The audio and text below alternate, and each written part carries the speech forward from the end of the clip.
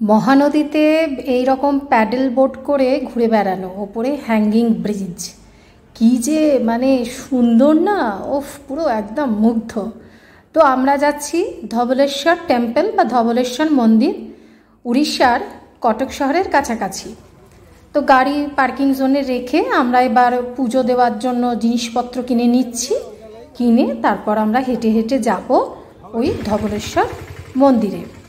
আর এটা কিন্তু মহাদেবের বা শিবের মন্দির। আর সবথেকে বড় কথা হচ্ছে এটি একটি দ্বীপে, সেজন্যে এটাকে একটা ব্রিজ পার করে যেতে হয়। আগে একটা হ্যাঙ্গিং ব্রিজ ছিল, আর এই যে গেট, ওই গেটের ওখানেই আমাদের গাড়ি রাখতে হলো, 50 টাকা করে গাড়ি পার্কিং নিয়েছিল। তা আগে একটা হ্যাঙ্গিং ব্রিজ ছিল, সেই ব্রিজটা এখন বন্ধ। এখন এরকম একটা ব্রিজ করে দিয়েছে, যে ব্রিজের ওপর দিয়ে আমরা হেঁটে হেঁটে গিয়ে ওই মন্দিরে যাব, ধবলেশ্বর টেম্পলে যাব। আর এখানে এখনও গাড়ি চলতে দেয় না। আর পথে পড়লো এই যে এদের সাথে দেখা হলো, খুব সাবধান, ওই যে পুজোর জিনিসগুলো নিয়ে যাচ্ছি, লুকিয়ে লুকিয়ে নিয়ে যাচ্ছি, দেখতে পেলেই নিয়ে নেবে। এই ভদ্রমহিলা ওদেরকে কীরকম মানে কোনো মানে এত সাহসী খাবার দিচ্ছে, ভালো লাগছে বেশ। তো চলে এসেছি, এখানে দেখুন ব্যারিকেড করা, শিবরাত্রি আর কিছুদিন বাদেই, সেই জন্য। তো এখানে জুতো রাখার জায়গা, জুতো রেখে তারপর একটা টোকেন দিল, সেটা নিয়ে আমরা এগিয়ে যাচ্ছি। এগোতে এগোতে দেখছি এখানে হোটেল নিরুপমা। যারা এখানে এসে একটা দিন বা দুটো দিন স্টে করতে চান, তারা কিন্তু এই হোটেলের সাথে মানে হোটেলে থাকতে পারেন। অনেকেই দেখলাম এই হোটেল থেকে বেরিয়েই মন্দিরে যাচ্ছে। খুবই সুন্দর মন্দির, সেরকম প্রাকৃতিক দৃশ্যও সুন্দর। তো চলুন এগোই মন্দিরের দিকে, দেখি কি আছে।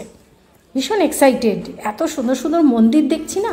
তো এখানে হাত পা সব ধুয়ে এবারে চলুন মন্দিরে গিয়ে পুজো দেবেন। এখানে সমস্ত পান্ডারা বা পণ্ডিতরা আমাদের জিজ্ঞেস করছে আমরা কোথা থেকে এসেছি, ওদেরকে বললে ওরা নিয়ে গিয়ে পুজো দিয়ে দেবে। তো আমরা ওদের কারোরকে কিছু বলিনি, আমরা নিজেরাই যাচ্ছি, আমরা নিজেরাই গিয়ে পুজো দেব। যা যা দেখতে পাচ্ছি সমস্ত কিছু নিজেও দেখছি, আপনাদের জন্য তুলে নিয়ে আসছি, ভিডিও করে নিচ্ছি। চলুন এবার সামনে যাই এগিয়ে। ওই যে দূরে সাদা মন্দিরটি, এটি হচ্ছে বিখ্যাত উড়িষ্যার কটকের কাছে বিখ্যাত ধবলেশ্বর মন্দির। এই জায়গাটার নাম যতদূর সম্ভব আটাগড় বা আঠাগড়, আমি প্রোনাউন্সিয়েশনটা ঠিক বুঝতে পারছি না, কিছু একটা হবে। তো এখানে ভোগ খাওয়ানো চলছে, পুজোর পরে ইচ্ছে আছে এখানে ভোগ খাবো। সমস্ত মন্দিরের গঠন শৈলী তো সেই একই, আমরা পুরীর জগন্নাথ মন্দিরের মতনই দেখতে পাই। ভালো লাগছে, কত ভক্ত সমাগম হয়েছে। আর আমরা যেদিন গেছিলাম সেদিন ছিল সোমবার, 4 মার্চ 2024। সেই জন্যে আরও মনে হচ্ছে বেশি ভক্তের আগমন ঘটেছে, যদিও সারা বছরই এখানে ভক্তরা আসে। তো শিবজি, কত পুরনো পুরনো সমস্ত মূর্তি এখানে রয়েছে। কোনো চ্যানেল থেকে লোকজন এসে এখানে ভিডিও করছে, দেখুন মন্দির মানে এই মূর্তিগুলো দেখুন কত পুরনো। আর এই ধবলেশ্বর মন্দির নিয়ে কিন্তু একটি গল্প আছে, চাইলে আপনারা ইন্টারনেট সার্চ করে দেখে নিতে পারেন। সেই কাহিনীতে আমি যাচ্ছি না, আপনারা দেখে নেবেন। আমি যেটা দেখছি সেটাই এখানে শেয়ার করছি। প্রচুর লোকজন, আর এত রোদ, এত গরম, আর জুতোটা খুলে এসছি, পা একদম পুরো মানে পুড়ে যাচ্ছে, কিন্তু ভালো লাগছে। খুবই সুন্দর একটা পরিবেশ। তো এখানে সমস্ত প্রদীপ ধূপকাঠি ধরানো হয়। এই ডান দিকে আছে মূল মন্দির, কিন্তু ওখানে পুজো হয় না, পুজো হয় এই বাঁদিকে। এখানে চারপাশ ধরেই সমস্ত পণ্ডিতজিরা রয়েছেন, ভক্তরা এখানেই পুজো দিচ্ছে। এখানেই শিবলিঙ্গ রয়েছে, বা ধবলেশ্বর পুজো এখানেই হচ্ছে। দেখুন কীরকম কত মানুষ এসেছে। তো আমরাও একজন পণ্ডিতজির সহায়তায় পুজো দেব ঠিক করলাম। সমস্ত কিছু তো আগে থেকে কিনেই নিয়ে এসেছি। তো এখানে এবার আমি একবার 4-5টা ঘুরে এলাম, তারপর এখানে এসে এবারে এই পণ্ডিতজি আমাদেরকে পুজো করিয়ে দিচ্ছেন।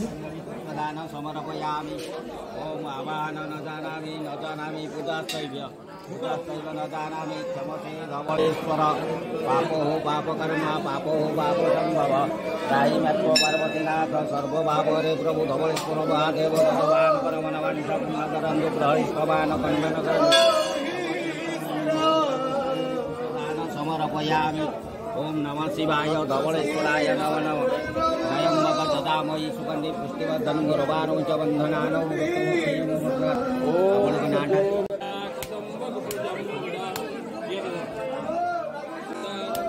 আমাদের পুজো দেওয়া হয়ে গেল। এখন যে নারকেলগুলো নিয়ে এসেছিলাম সেগুলোকে ওই শিবলিঙ্গেতে দেওয়া হচ্ছে। তারপর পুজো টুজো দিয়ে এবার মন্দিরটি ভালো করে দেখব। খুব অনেক লোকজন এসেছিল, সামনে শিবরাত্রি আর তারপর সোমবার, ভীষণ মানে অনেক ভিড়। তো এটা হচ্ছে মূল মন্দির। তো মূল মন্দিরের ভেতরে আমি ঢুকছি। এখানে দুদিকে দুটো নন্দী বসে আছে, একটি হচ্ছে কালো আর একটি হচ্ছে সাদা।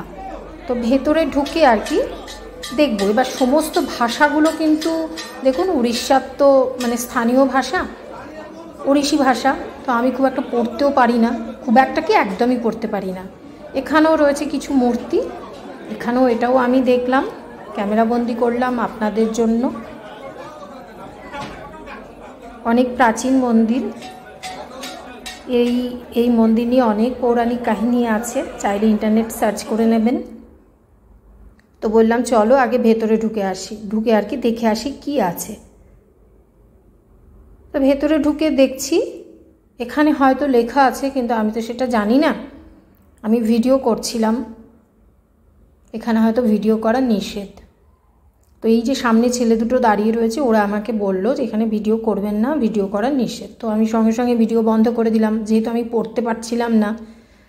অন্য কোনো ভাষাতে লেখা নেই, শুধু ওড়িশি ভাষাতেই লেখা রয়েছে। যাই হোক, ওখানে দর্শন সেরে এবারে আমরা বাইরে বেরিয়ে এসেছি।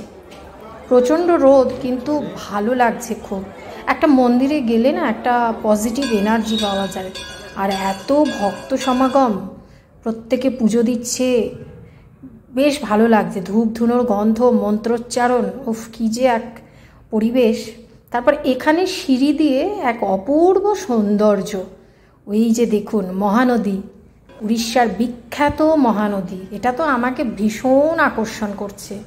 পরিবেশটা জাস্ট মানে অসাধারণ অসাধারণ, মানে বর্ণনা করা যাবে না। যদি একটু রোদটা কম হতো বা যদি একটু অন্য ঠান্ডার সময় যেতাম তাহলে আরও ভালো লাগতো। আর এখানে সমস্ত বাচ্চাদের মাথা ন্যাড়া করা হচ্ছে, মানসিক আছে হয়তো। এখানেও একটি সাদা রঙের নন্দী মহারাজ বসে রয়েছেন।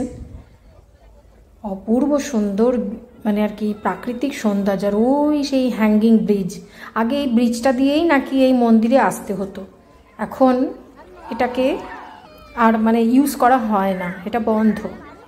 তো আমরা করব বোটিং, যেটা আমার সব থেকে আর কি ভালো লাগার জিনিস। 100 টাকা করে 100 টাকা নিয়েছে, কিছুক্ষণ আর কি ঘোরাবে ওই মহানদীর মধ্যে। অপূর্ব সুন্দর। অনেক দিন পর এই প্যাডেল বোটে চেপে কী যে ভালো লাগছে। তা উঠেই আমার ছেলে প্রচণ্ড স্পিডে ঘোরাতে শুরু করে দিয়েছে। আমার বর একটু পরে বলছে, আরে এত জোরে ঘোরাস না, তাহলে তো আমরা এক্ষুনি মানে আর কি ঘুরে চলে আসবো। 1 পাক ঘোরাবেন উনি বলেছেন। তো ছেলে বলছে ঠিক আছে, একটুখানি পরে থেমে গেল। তো দেখুন সৌন্দর্য কাকে বলে, পাখিগুলো উড়ছে, মহানদী, লোকজন, তারপর হ্যাঙ্গিং ব্রিজ, আর ওই দূরে ওই আমরা যে হেঁটে আসলাম ওই ফুট ব্রিজটা, এই ব্রিজের তলা দিয়ে আমরা যাব। মানে অসাধারণ অসাধারণ। যদি ব্রিজটার ওপর দিয়ে যেতে পারতাম আরও ভালো লাগতো। সেই আমরা ঘুরতে গেছিলাম ঋষিকেশ, সেখানে আছে লক্ষ্মণ ঝুলা। আর অনেক লোকজন হলে ব্রিজটা একটু দোলে। আমার খুব মানে ইচ্ছা ছিল এটার ওপর চাপবো, কিন্তু এটাতে এখন উঠতে দিচ্ছে না। এই যে তলা দিয়ে যাচ্ছি হ্যাঙ্গিং ব্রিজের, এটা নাকি এখন মানে এটাই ব্যবহার। এর সমান আরেকটি ব্রিজ আছে, সেটা যেহেতু কোনো একটা অ্যাক্সিডেন্ট হয়েছে সেজন্য এই ব্রিজটার ওপর দিয়ে পাবলিককে আর চলাচল করতে দেয় না, এখন ওই ফুট ব্রিজ দিয়েই আসতে হবে। খুব এনজয় করেছি এই বোটিংটা, আমরা জাস্ট ভীষণ ভালো লেগেছে। আর এখানে আসলে অবশ্যই এই বোটিংটা করবেন। তা আমরা নেমে গেলাম, এবার পরের যে টিম তারা উঠবে। যাকে খুব আনন্দ করে এবারে আমার খুব গরম লাগছে ঠিকই, খুব রোদ তো, কিন্তু মজাও হয়েছে প্রচুর।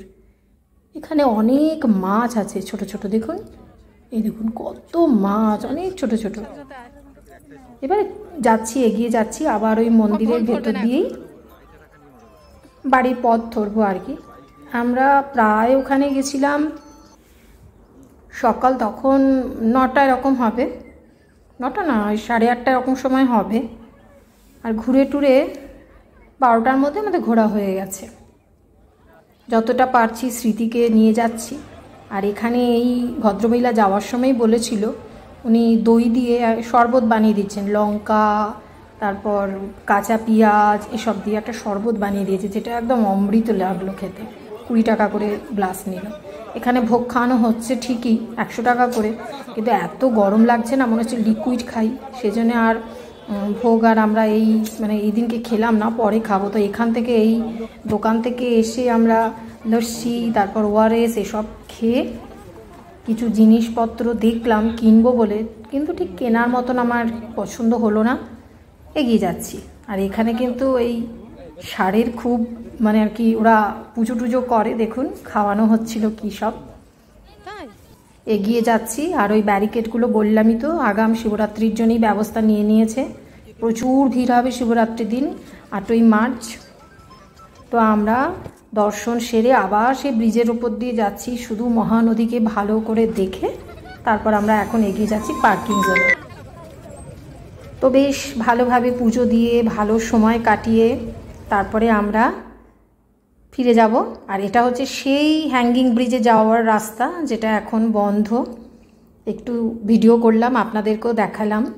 এবারে আমরা যাব কটক শহরে, কিছু কেনাকাটা আছে তার জন্যে। তো টাটা, দেখা হবে আবার পরে ভিডিওতে।